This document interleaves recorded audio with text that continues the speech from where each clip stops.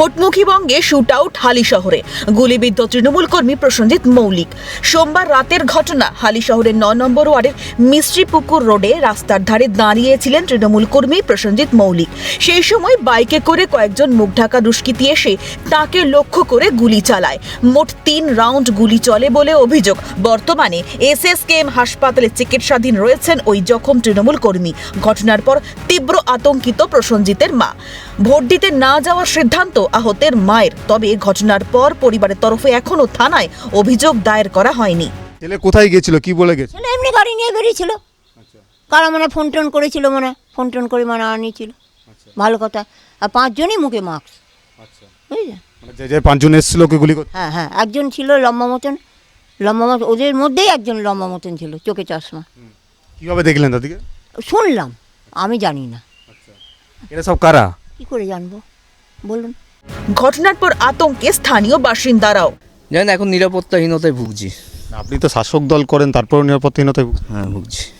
সেটাই কি নিরাপত্তাহীনতার মূল কারণ? হ্যাঁ, কারণ যখন শাসক দল ক্ষমতায় ছিল তখন এগুলো ঘটনা ঘটেনি, কিন্তু জানি না অপরাধীরা ধরা পড়লো কি না। এখন অ্যারেস্ট হয়নি শুনছি। আমি জানি না, এটা প্রশাসনের ব্যাপার। তবে বিজেপি জড়িয়ে আছে, এটুকু বলতে পারি, একদম জড়িয়ে আছে। মানে বিজেপির লোকজনই করেছে বলে মনে হয়? আশা করছি। এই ঘটনা তো ঘটেনি।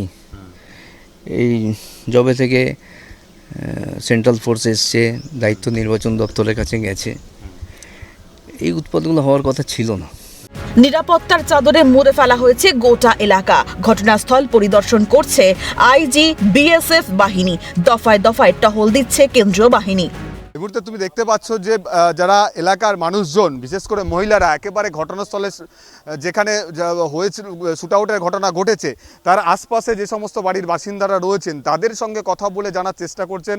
আইজিবিএসএফ নিজে তাদের সঙ্গে কথা বলতে চাইছেন যে ঠিক ঘটনা কি ঘটেছিল, তারা কি দেখেছিল বা কি শব্দ তারা পেয়েছে, কীরকম শব্দ তারা পেয়েছে, এই যাবতীয় বিষয়গুলো তিনি নিজে তাদের সঙ্গে কথা বলে জানার চেষ্টা করছেন।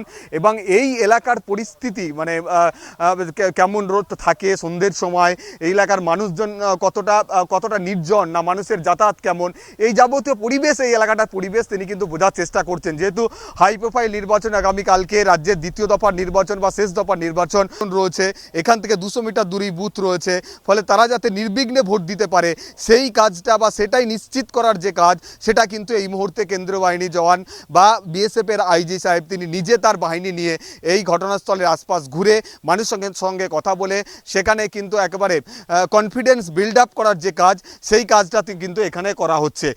তুমি দেখতে পাচ্ছ মহিলা কেন্দ্রীয় বাহিনী জওয়ান তারাও রয়েছেন সঙ্গে, তারাও কিন্তু এখানকার মানুষের সঙ্গে কথা বলে পুরো বিষয়টিকে নর্মালাইজ যে করার কাজ, সেটা কিন্তু এই মুহূর্তে চলছে। ক্যামেরায় বিধান মাহাতোর সঙ্গে মফিজুল ইসলাম, ক্যালকাটা নিউজ, উত্তর 24 পরগনা।